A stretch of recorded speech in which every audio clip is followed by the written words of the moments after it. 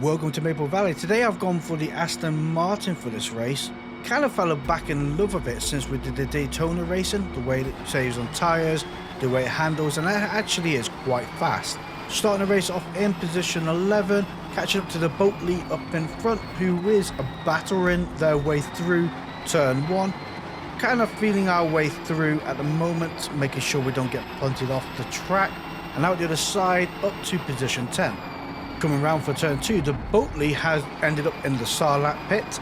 We have a little bit of contact from the Audi behind us, who pushes us into the back of the Ford Mustang, which destroys all momentum we had going for us. Not ideal, but there's nowhere to go either. We've got a car to our left, a car in front, and a wall to the right. Not the position we want to be in. Ford Mustang does brake rather early, and about 4 cars bundle into the back of him, so I feel absolutely sorry for them because that must have hurt. Coming around for this corner now, we have the Porsche to our left, a Wilder leader in another Mustang, and we've actually lost a few positions there. We're now back down to P11. Not ideal, but plenty of time for things to change in this race. Just need to overtake this Ford Mustang up in front, who does seem flamboyant in a lot of the corners, which can only mean controllability is not on their side to a certain degree, and we might actually be faster overall. So coming down this hill is definitely going to be very interesting, as we're going to give a little bit of breathing space to the Mustang up in front. I kind of sense something's going to happen. There's a wall, there's another wall. Power, power, power, get out. Thank you very much. I do think the cars that hit that wall should automatically go, so it won't be the first time that a car's flung off that wall and destroyed us in the process. And that is less than ideal, got to be honest. So yeah, turn 10, come on, fix. Cars going off track should automatically ghost, not difficult. Out the other side of turn 2, we are now right up behind the Porsche to our left hand side. Abdullah just ahead of us there. Back up to P8, so within a quarter of a lap we've gained 3 positions again. Absolutely perfect. I would say though, Abdullah is the more aggressive driver, which is going to benefit us overall because they're going to be more pushing their way through, and we can pretty much follow them through most of the moves they are committing to, which is absolutely perfect. I mean, if we can both get past this Aston Martin in front of us both, we're on to a winning streak. That'd be another position gained, all from sitting back, relaxing and watching it all unfold. And there we go, up the inside of the Aston Martin there, right up behind Abdullah. I'm not going to try and overtake them at this precise point. It's not a great place to overtake here. You're using the whole track to get through, and then giving a bit of space to the car in front as we come down the mountain, get a clear view and don't get so much aero wash as we turn in. We saw what happened to the Mustang. We don't want that to happen to us. And there we go, slingshot move down the mountain, overtaking Abdullah to the left hand side, braking in for turn 1. Not too sure what that move was about, but turned in and then went back out wide. Probably carrying a bit too much speed like we almost did ourselves, and around this corner we go. Me and Abdullah do end up battling for quite a period of time, to be honest, and it was absolutely incredible battling. Not gonna lie, there is a few door dings here and there, but we're both staying on a tarmac and we're both going to battle our way through. Like you see now, Abdullah does turn in when there's a car there. It's not ideal, but I kind of understand it as well. They need to turn in, and I wasn't ready to do so. So absolutely screwing up that corner from braking and turning in, which gives the position back to Abdullah. No harm, no foul. Porsche behind is just watching us have fun together, and we're not under any pressure from the car behind. By the time we get to lap 5, we're still in the same position we were a minute ago, so you can't really grumble at that. While the Porsche behind is starting to apply a bit of pressure, Abdullah up in front is still being very consistent and racing quite heavily. More want to try and catch up to that pack of cars up in front rather than battle ourselves and lose a lot of time. Porsche, on the other hand though, joins the party, and you know what, you can battle Abdullah for a little while. Me and him has had a great time together, and you know what, if you can make that move work, you go for it. I don't know how aggressive you are as a driver, and if anything was to happen, that's between you two. I don't want anything to happen to me and Abdullah. Plenty of time for them to have an incident together, for example, and us to capitalize upon that. And talking about that though, only getting round for halfway through lap 6, and there's said incident. Contact between the Porsche and the Aston Martin, and look at that, we just fold our way through the middle. Beautiful move. Although Abdullah does look for the cutback, we have the momentum, and I'm not too sure. I think they braked there, but they're heavily backed off in the back of this car. Again, coming down this mountain, you need the visuals, you need the breathing space for everything to work. Although some people do absolutely nail it down there and manage to work, you know, I'm a kind of person that likes to take their time. Abdullah has gone into the pits. We're going to extend our tyres for one more lap and then jump onto another set of mediums. Porsche behind, flying up behind us there, and then backing right out.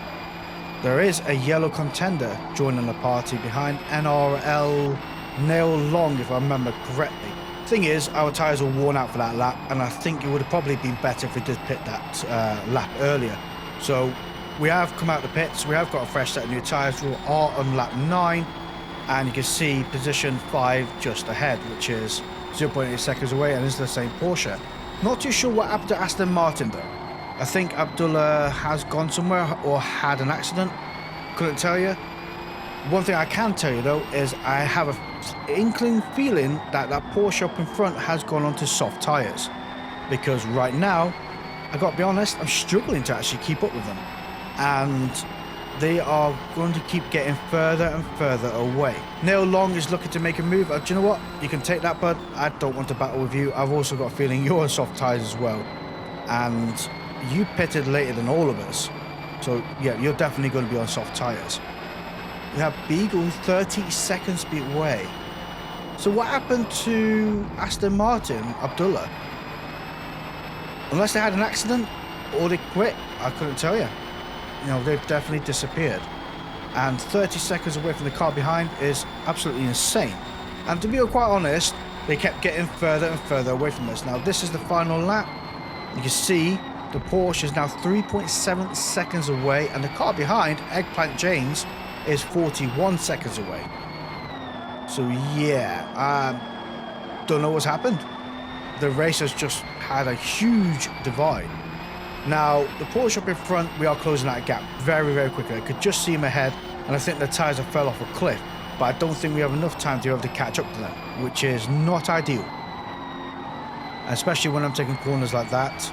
Could have carried a bit more momentum, probably been a little bit faster, but I generally don't think, even if we did, that would make a difference. But it goes to show that they were on soft tyres, because for this lap they have dropped off a cliff. Look at that, we've already gained 2 seconds alone. If we had one more lap in our favour, we'd have had that position, but it doesn't seem to be the case. Sadly, they didn't hit the wall. We finished the race in position 6. What a race that was. And it doesn't end there, because we also have an incredible battle at Road America in the next race. But where on earth did everybody go? That is like mass exodus right there. Everybody quit. But before we go into the next race, I'd like to take a moment to thank our channel members, which are Andy Good, Sigmatic, Daniel Adams, Crazy 8, AK47, Spectral Rain, Tucker, and Itoshti. Thank you guys ever so much for supporting the channel. And if you'd like to become a channel member, don't forget to hit that join button down below and be part of this leaderboard. This race at Road America is kind of similar to the previous one. The battling is absolutely insane. Now there is only 8 of us in this race. Doesn't mean that it's not competitive. You know, I hopped from the last race to this race, and oddly enough sometimes it puts you into a weird lobby with everybody that was rejected earlier. You know, it's not like you're put into a full lobby as in player 23 or 24. You know, I think it creates you a new server and puts everybody that were in the previous races into that, you know, the leftovers. What on earth was that about? I can't grumble. We gained 4 positions. We're up to P4 now. Take that back, up to P3. Love it. So yeah, might only be 8 of us in this race, but you only need one person to battle with, and that's what we get towards the end. Now this track at night is absolutely insane, because you can carry so much speed, but you're looking out for markers that you previously had during the day, and they're much harder to see. So mistakes are so easy to happen at this track, especially at night time. And the Aston Martin is not a massive fan of the curbs here. I've learnt that one very quickly. So try and watch out for the curbs as well as braking zones. Yeah, braking into a sharp corner like that, braking probably a little bit earlier, would be ideal. Steering off the lawn to the right would also be ideal, because you get pushed out wide, and that's the last thing you want. You see the Nicholas up in front and position 1, 2.3 and 1.9 seconds ahead respectively. Car behind 1 second away, which is ideal, gives us a lot of breathing space. Not under pressure from anybody at the moment. We're up to lap 5. Car up in front 3.5 seconds ahead. Car behind 14.1 seconds behind. We're still in P3. So I think the cars up in front may well be on soft tyres. I mean, we have plenty of tyre tread left. Nobody's pitted as of yet. Now, Nicholas up in front is rocking a 0.6 second penalty. But if them two keep battling the way they're battling, we're going to keep catching them up, hopefully. And I do say hopefully because while they are battling, in certain places we're gaining time, and certain places we start losing time. So they are heavily battling with each other. See now, Nicholas is 2.3, 2.2 seconds ahead. Yeah, I'm not too sure what happens to that corner, but it's easy to make a mistake, especially when both of you are trying to get round. It looks like there's a lot of room, but when you're both nailing it, you lose a lot of room as well. Oh, Nicholas did go a little bit wide through there. We're going to definitely close that gap to that car up in front. That corner there is absolute brutal to get right at night. It looks like you have loads of time and then suddenly you're on top of it and it's too late. So either that or you're turning too early, one or the other. Now, Nicholas, I think their tyres have fell off a cliff. I can only presume they were on soft tyres to start with because we have plenty of tyre tread left for medium tyres. But we are going to go into the pits now for a set of softs. And this is why I say I think soft to soft to be competitive fast, probably the better choice here. Or do a hard no stop, not medium to soft. I mean, we have soft tyres on now, yep. But lad David 07, who is running a hard no stop, has chosen to not go for tyres. Now they were 14 seconds behind us as we entered the pits. They're 16 seconds ahead out the other side. Now that pit entrance there does not take long, it's quite a short pit. But it goes to show you, really, actually, if you quick on hards and do a hard no stop, how much quicker you can be. Thing is, as soon as we overtake this other person who's doing a hard no stop, Nicholas being right behind us, sorry about that buddy, a little bit of door banging there, is going to be all over us because A, they got the same car, B, they got the same tyres, C, I would say they're probably a little bit quicker than myself, and the battle is about to commence. And what a battle it is. Braking in for turn 1, they go wide, I cut up the inside, absolutely beautiful switcheroo right there. Coming down for turn 2, braking just before the 100 board there, down to 3rd gear, coasting it in, out the side, a little bit of tail out happiness, but the car behind is going to have the slipstream. That is not ideal, but if we can keep enough momentum going and brake as late as we can into this next corner ahead, we might be onto a win strategy. But it looks like they're also looking to make a move. Nope, they did switch back and went round the outside. That's kind of more defending ourselves. I thought they were going to run into the back of us, but they didn't. Coming up for this corner now, got inside line, side by side, a little bit of elbowing, and I just couldn't get off that car. A little bit of Forza glue there. Do you know what? You take that position up in front, and we'll try and battle again in a moment. And I think that battle in a moment is going to be just here as we're braking down at the second board, over the curb, a little bit of funkiness. As I say, the curbs are not your friend here, but we have kept the inside line of this long U-bend as we go round the outside. There we go. Look at that. Flat out, as soon as you see that curb on the right side, put your foot to the floorboard and away you go. I'll make sure we turn in here just at the right time. Ooh, I touched a little bit of grass there. The car had a moment, killed all our momentum, and Nicholas has then taken that position back. I'm not too sure what happened. I thought I touched the curb, but I don't know why the car ran away a little bit there. Braking down the second gear, right up behind Nicholas up in front. And again, like I say, this is an absolutely incredible battle. So Nicholas, if you do see this video, thank you ever so much for that race. Or this race, sorry. Now, a little bit of funkiness as we're coming through that corner there. Out the other side, we are going to be in the slipstream of the Aston Martin up in front.